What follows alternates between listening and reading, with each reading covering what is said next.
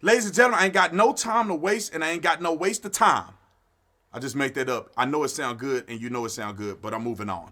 Eloquently put, as everything else you like to say.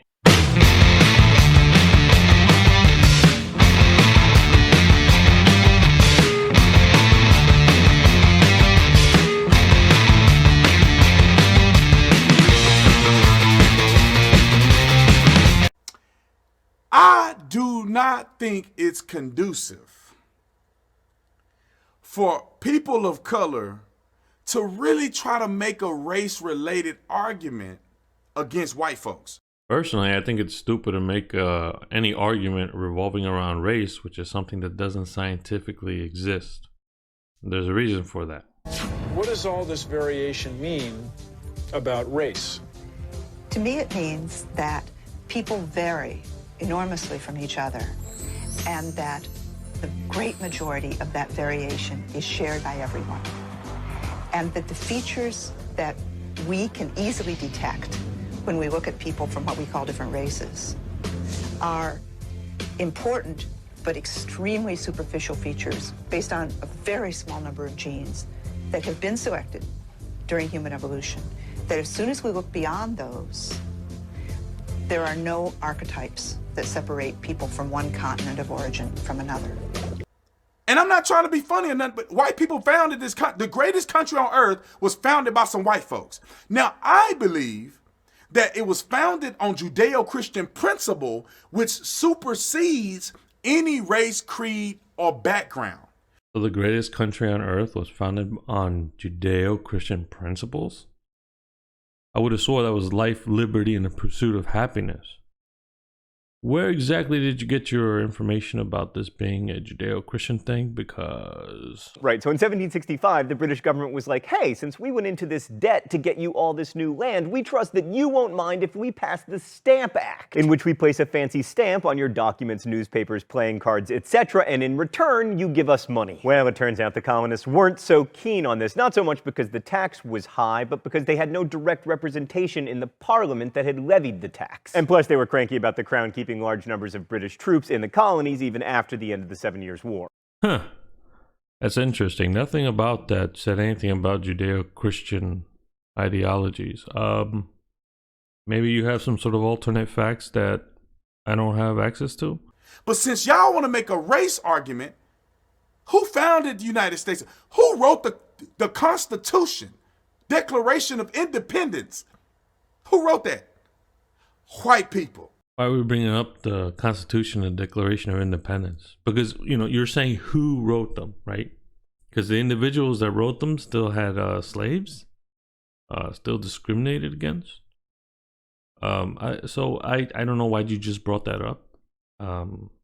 Also, it's not like the founding fathers were the only ones who have ever discovered a way to make things work amongst each other. Because, you know what? Let's use one of our Native American nations as an example. There's a saying that goes, the beginning of wisdom is to call things by their proper name. The name Iroquois doesn't really tell us anything useful, and the reason for that is that it's not their proper name. The Iroquois are known among themselves as the Haudenosaunee, which means the people of the Longhouse. That should give us a clue as to who these people are. The Haudenosaunee are not one people, but many peoples, knit together by a common culture and political system. The 5 nations of the Haudenosaunee were, in descending order of size, the Seneca, the Mohawk, the Cayuga, the Onondaga, and the Oneida. These 5 nations formed a confederacy, each semi-autonomous, but united under one supranational government. So there we have the Haudenosaunee, who, might I add, was a matriarchal society. So it was the women who decided who was going to be chief of what and could impeach those chiefs because they had that authority. And they did everything the United States did before any colonists set foot in America.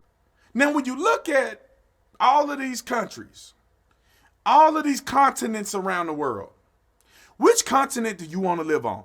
Which countries do you want to live in?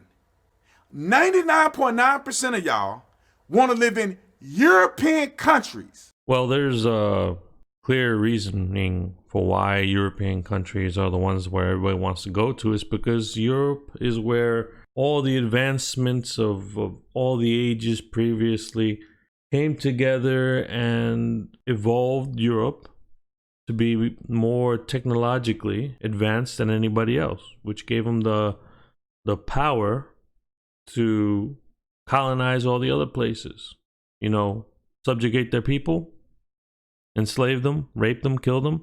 It's basically because they were more technologically advanced. And being technologically advanced gave them the edge into developing their culture. But if you want to ask, I would be totally down to be part of the Haudenosaunee. Please sign me up for that.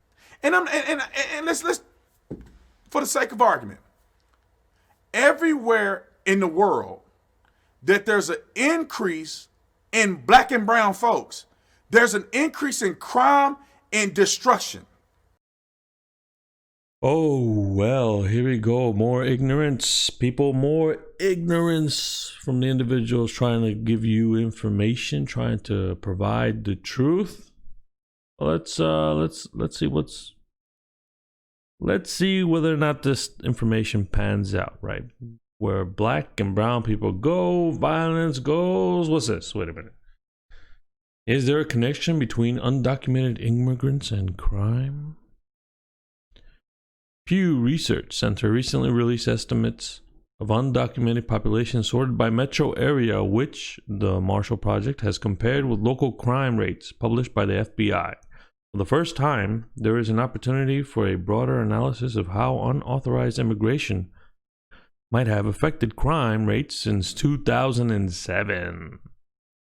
Large majority of the area recorded decreases in both violent and property crime between 2007 and 2016. How could this be? Why isn't the crime coming up with all these immigrants? These undocumented illegals. It has been consistent with a quarter-century decline in crime across the United States. The analysis found that crime went down at similar rates regardless of whether the undocumented population rose or fell. Areas with more unauthorized migration appeared to have larger drops in crime rates, although the difference was small and uncertain. So where's this idea that the crime rate gone up? Maybe recently, right? Oh, and that's right. There's been more deaths in blue states, right, than in red states. Let's check that out. The rise of murder in the U.S. explained. Let's just go down to the goodies, right here. Despite previous comments by Trump blaming the increase on Democratic-run cities, Asher found murders are up 29% and 26%, respectively, in cities with Democratic mayors and those with Republican mayors in a smaller sample of U.S. cities. He found that violent crime overall is flat and property crimes are down. Look what's happening in the United States of America. The party, I'm keeping it 100 if you want to have a race-related argument. What I would love, actually, is for somebody to do research before they open their mouths so that they don't, give people misinformation and misguide individuals who would otherwise be able to find the information themselves. But listen to you because it's easier to check out a video than, check out the facts themselves. By the way, I have all my links in the description section for anybody who wants to double check. Why are they the ones that make up lies on TV? They just make up lies. Donald Trump is a racist. They lied. Donald Trump refused to denounce the KKK and the white supremacy. Listen, you owe me $20,000 if I can show you a video with Trump denouncing people ever since 2016. I'm not one of those people that think that Trump is a racist. I know there's some comments he had once upon a time that at one point he said, yeah, this person's account of me is probably true. And in another interview, he said, no, they're not true. So, I don't know who to trust in that situation, whether I should trust Trump or trust Trump. In any case, denouncing something around 2016, that's when, he became president. So why wouldn't he denounce it? We're here having a conversation in the United States about the issue with government. You want me to trust Trump just because you have a specific inclination towards the Democrats because they're the most evilish? Listen, both parties are trash. Alright, let's breeze through the rest of his video because I'm tired of having to research his information and I want to play video games. When he talks about statistics about black people, listen, we are riding the wave of hatred that extends since back when we had slavery, back when we didn't let people have interracial marriages, back when we had people sitting in the back of the bus, and when we didn't let our children go to school together.